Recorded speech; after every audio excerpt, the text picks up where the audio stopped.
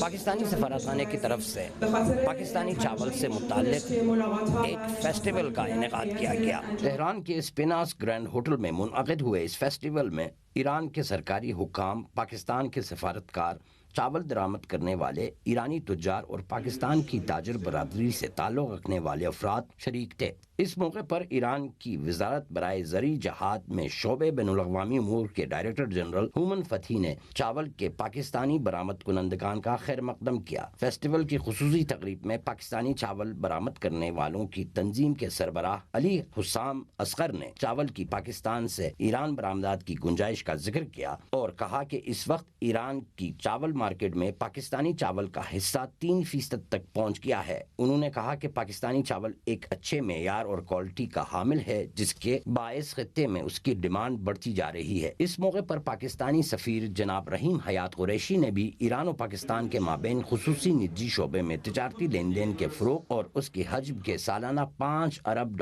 تک پہنچنے کے ہدف کا ذکر کیا۔ خیال رہے کہ اس فیسٹیول کے موقع پر دونوں ممالک کی تجار برادری نے امریکی پابندیوں کو ناکام بنانے کے مقصد سے اقتصادی لین دین میں اضافے کے ساتھ ساتھ بارٹر ٹریڈ کی اہمیت اور اس کے فروغ پر بھی زور دیا۔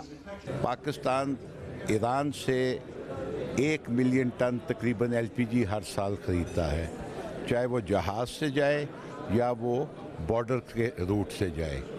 اب اس کی پیمنٹ کا میکنزم جو ہے وہ بارٹر سے کافی آسان ہو جائے گا، کیونکہ کرنٹ جو سسٹم ہے اس میں کاسٹ آف ڈوئنگ بزنس بہت زیادہ بڑھ جاتی ہے۔